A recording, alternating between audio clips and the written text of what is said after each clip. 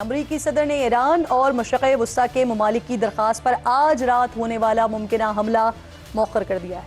Trump कह रहे हैं कि अमरीका ऐसे हमले के लिए तैयार था जो दुनिया ने दूसरी आलमी जंग के बाद कभी नहीं देखे।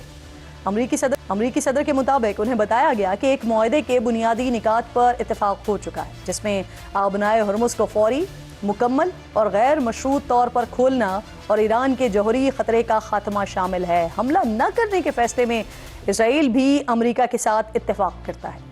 अमरीकी वेबसाइट एक्सियोस ने बताया कि सऊदी वली अहद मोहम्मद बिन सलमान ने अमरीकी सदर से टेलीफोनिक राबते ने ईरान पर हमला मौखर करवाने में अहम किरदार अदा किया है और इसी दौरान ईरानी वज़ीर ख़ारजा ने फील्ड मार्शल सैयद आसिम मुनीर, तुर्किया और सऊदी अरब के वज़राए ख़ारजा से राबते किए थे। ईरान ने खबरदार किया था कि अमरीका या इसराइल की किसी भी जारहियत का फैसला कुन जवाब देगा। दूसरी तरफ ईरान ने अमरीकी सदर डोनाल्ड ट्रंप के इस दावे को मुस्तरद कर दिया है कि तेहरान ने अमरीका से नई फौजी कार्रवाइयां न करने की दरख्वास्त की थी। ईरानी फौजी हुक्काम का कहना है कि सदर ट्रंप का बयान बेबुनियाद है और इसमें कोई सदाकत नहीं है। ईरान पर अमरीकी हमलों के मौखर होने से एक रोज़ पहले अमरीकी मीडिया ने खबर दी थी कि मशरिक़ वस्ता में कई माह से जारी जंग की वजह से अमरीका को मिसाइल डिफेंस इंटरसेप्टर्स की शदीद किल्लत का सामना है। जंग से पहले पैट्रियट डिफेंस इंटरसेप्टर्स ज़खायर तकरीबन 2300 थे, जो अब सिर्फ 827 और थर्ड दिफाई निज़ाम के इंटरसेप्टर्स 452 से कम होकर 278 से भी कम रह गए हैं। फॉक्स न्यूज़ का इस हवाले से कहना है कि दिफाई इंटरसेप्टर्स ज़खायर की बहाली में कम से कम 3 साल लग सकते हैं।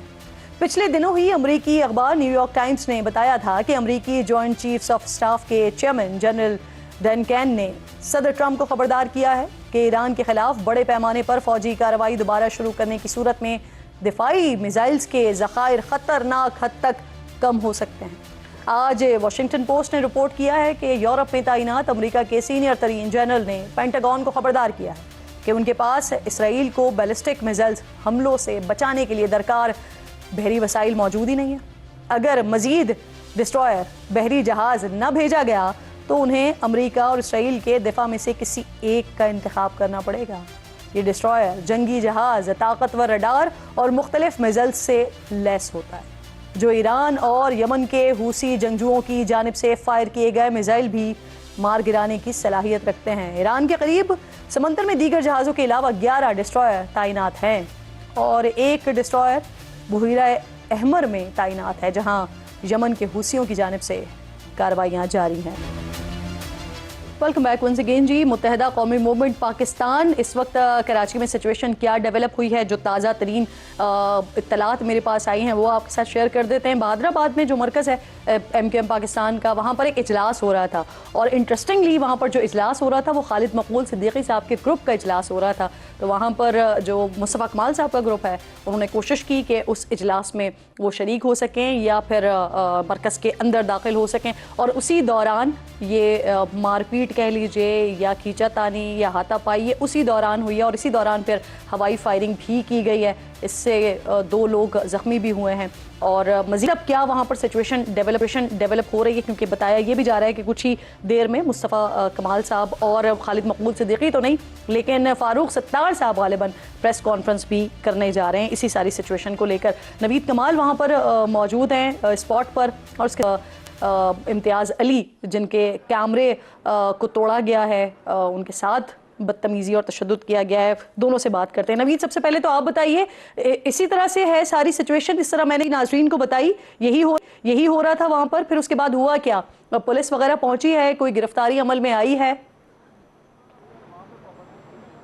बिल्कुल, पुलिस पहुंची ज़रूर है यहाँ पर। तमाम गुलशन डिवीज़न की पुलिस को यहाँ तलब किया गया, लेकिन गिरफ्तारी कोई अमल में नहीं आई। अगर इस सड़क की हम बात करें तो यहाँ पर सैकड़ों गोलियों के खोल अभी भी मौजूद हैं, जिससे अंदाज़ा होता है कि किस कदर यहाँ पर फायरिंग की गई है। झगड़े का आगाज़ अंदरूनी इजलास में हुआ था, जहाँ रहनुमाओं से मुबैना तौर पर बदतमीज़ी की गई, जिसके बाद ये दोनों ग्रुप आमने सामने आए, इनमें हाथापाई हुई, खींचातानी हुई और जिसके बाद जैसे ही ये बाहर आए तो दोनों ग्रुपों की जानिब से फायरिंग की गई। इसमें सीधी फायरिंग भी की गई है, हवाई फायरिंग भी की गई है। 2 अफराद जो है इसमें जो कारकुनान हैं वो ज़ख्मी भी हुए हैं, जिन्हें करीबी अस्पताल मुंतकिल किया गया है। इस वक्त सूरत हाल यहाँ पर यह है कि कारकुनान टोलियों की सूरत में है। अभी खालिद मकबूल सिद्दीकी ग्रुप वो मरकज़ के अंदर है और मुस्तफ़ा कमाल ग्रुप उनके जो लोग हैं वो इस वक्त बाहर कहीं पार्क्स में या सड़कों वगैरह पर बैठे हुए हैं, ऐसा है?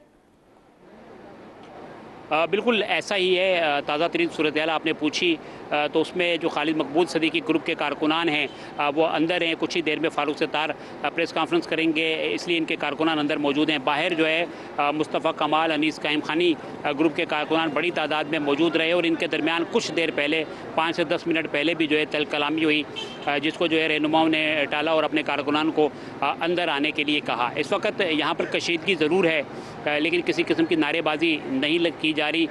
इस तमाम अफसोसनाक जो पहलू था, इसका मज़ीद अफसोसनाक ये रहा कि हमारे एक कैमरा मैन जो यहाँ पर कवरेज के लिए मौजूद थे, इम्तियाज़ अली, उन्हें यहाँ पर यरगमाल बनाया गया, हब्से बेजा में रखा गया और अच्छा, नवीद, कराची का जो ये इलाका है बहादराबाद, ये बाकी पाकिस्तान के शहरों से ज़रा मुख्तलिफ होता है। संडे के दिन होता है, यहाँ पर फैमिलीज बड़ी तादाद में आती हैं, खाने पीने के स्पॉट्स भी यहाँ पर मौजूद हैं। तो मुझे ये बताएं कि इधर दुकानें वगैरह भी बंद हो गई थी, जब आप बता रहे हैं सैकड़ों हॉल पड़े हुए इधर, तो अभी क्या दोबारा से अब मामूल पर आई है जिंदगी या अभी भी वही खौफ सा नजर आ रहा है आपको? बिल्कुल आपने बहादराबाद की बात की। यहाँ पर जो रिहायशी कम्युनिटी है वो भी कारोबारी है और कारोबारी पुरअमन लोग यहाँ पर रहते हैं और जो फूड्स आइटम्स के यहाँ पर बड़े बड़ी मरकज़ हैं यहाँ पर, जिनमें जो है इतवार के रोज़ बिल्कुल रश रहता है और चार मीनार चुरंगी यहाँ से 100 मीटर के फासले पे है, जहाँ पर ट्रैफिक जो है इतवार को इतना जाम होता है कि आमदोरफ्त आसानी से नहीं होती, जिससे अंदाज़ा लगाया जा सकता है कितनी बड़ी तादाद में लोग मौजूद होते हैं। कारोबारी मराकज़ बंद हुए, लोगों में खौफ रात फैला और यहाँ पर इतनी शदीद फायरिंग की गई कि इलाके में भी खौफ रात फैला और भगदड़ मच गई। हमारे साथ इम्तियाज़ अली मौजूद हैं, ये कैमरा मैन है, कवरेज कर रहे थे, किस तरह छीना गया जी बिल्कुल। इम्तियाज़ से मेरी प्लीज इम्तियाज़ से बात करवाइए। इम्तियाज़, सबसे पहले मुझे आप ये बताएं, इम्तियाज़ आप मुझे सुन सकते हैं? इम्तियाज़ आप मुझे सुन सकते हैं? वो लड़के थे, वो मेरे पास आए और उन्होंने मुझे पीछे से पकड़ा। पीछे से पकड़ने के बाद उन्होंने मुझे बोला कि यार इम्तियाज़ आपको मेरी आवाज़ आ रही है? बना रहा हूँ मैं तो। जी जी जी बिल्कुल आ रही है, आपकी आवाज़ बिल्कुल आ रही है मुझे। अच्छा इम्तियाज़, सबसे पहले तो अल्हम्दुलिल्लाह कि आप जो जितना हम देख सकते हैं नज़र आ रहे हैं, अल्लाह का लाख लाख शुक्र है कि आप खैरियत से हैं। मुझे ये बताइए क्या सिचुएशन बनी थी? आप यकीनन फुटेजेस शूट कर रहे होंगे और इस दौरान आपको पता चला कौन लोग आए, किसने आपके साथ मिसबिहेव किया, किसने बदतमीज़ी की?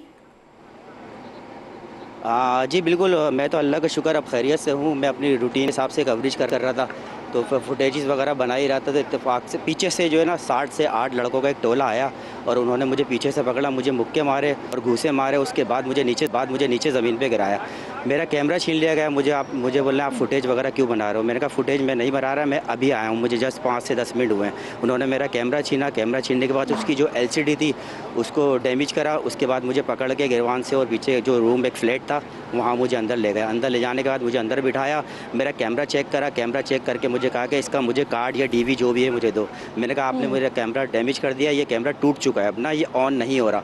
तो फिर उसमें एक साहब आए, उन्होंने मेरी पिक्चर खींची। पिक्चर खींचने के बाद मुझे कहा कि आप कौन से चैनल से हैं? मैंने कहा समा न्यूज़ से हूँ। उन्होंने मेरे मोबाइल पे वीडियो बनाई, पिक्चर खींची। पिक्चर खींचने के बाद उन्होंने कहा अगर ये फुटेज ऑनियर हुई तो तुम्हारे साथ अच्छा नहीं होगा। सही। तो फिर उसके बाद इम्तियाज़ मुझे ये बताइए, धमकियां दी जा रही हैं एक तो आपको कि अगर ये ऑन एयर हुई तो अच्छा नहीं होगा, तो ये बात अभी आप इस वक्त अपने चैनल पर कर रहे हैं, लेकिन जिस वक्त ये सारी सिचुएशन हुई थी, जिस वक्त ये मारपीट हो रही थी, आपसे कैमरा छीना गया, तो तमाम चैनल्स पर ही आपके हवाले से ये खबरें चली हैं। उसके बाद किसी ने आपसे, MKM के किसी भी रहनुमा की जानिब से आपसे कोई राबता वगैरह किया गया, किसी माजरत का इजहार किया गया? नहीं जी नहीं, बिल्कुल किसी रहनुमा ने मेरे साथ कोई रब्ता नहीं किया। हमारे जो ब्यूरो चीफ असलम खान साहब थे वो मेरे साथ रब्ते में थे। उनको मैं सारी सिचुएशन पल पल कॉल करके मैं बता रहा था और वही मेरा सिर्फ ऑफिस के जो लोग थे वो मेरे रब्ते में थे, इसके अलावा मेरे साथ कोई रब्ते में नहीं था। और इम्तियाज़ अली वैसे आजकल के कैमरामैन नहीं है, ये काफ़ी अरसे से समा TV के साथ मुंसलिक हैं और मैं जब कराची में होती हूँ, जब MKM पाकिस्तान के अहम रहनुमाओं के इंटरव्यूज़ के लिए जाती हूँ तो इम्तियाज़ मेरे साथ मौजूद होते हैं।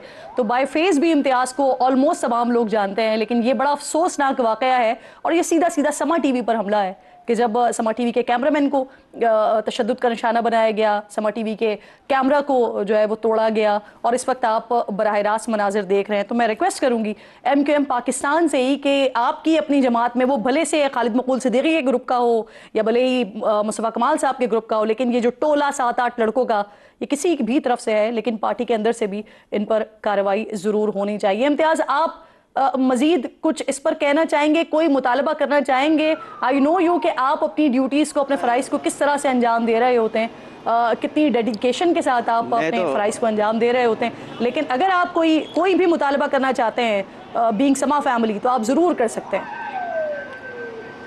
जी देखें, बिल्कुल आप तो मुझे काफ़ी टाइम से जानती हैं और काफ़ी कवरेज मैंने आपके साथ की है और बाखूबी जानती है, लोग भी यहाँ जानते हैं पुराने कैमरामैनों में।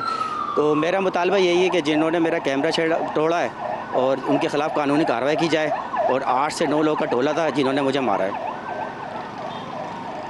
सही, बहुत शुक्रिया आपका इम्तियाज़ अली। आप साथ मौजूद थे। नवीद कमाल वहाँ से लम्हा बलम्हा में अपडेट कर रहे हैं कि क्या सिचुएशन बनी है, लेकिन ये सिचुएशन बहुत ज़्यादा अफसोसनाक है। एक तवील अरसा हुआ है कि जब मुत्तहिदा कौमी मूवमेंट की तरफ से जो खौफ व हरास का माहौल बन जाता था वो ख़त्म हो चुका था, लेकिन आज फिर एक बार ऐसी सिचुएशन बनी है कि फायरिंग की गई, सैकड़ों खौल बताया जा रहा है वहाँ पर मौजूद हैं, और अभी ये तय करना बाकी है कि ये मामलात का आगाज़ कहाँ से हुआ था, क्योंकि दोनों ग्रुप्स के अंदर मुख्तलिफ औकात में हम देखते हैं, ख़ास तौर पर मुस्तफ़ा कमाल साहब की तरफ से बहुत ज़्यादा इन ही बातों पर कि इजलास में नहीं बुलाया जाता या कोई हमसे मुशावरत नहीं की जाती, इस पर तहफ़्फ़ुज़ात का इजहार किया जाता रहा है।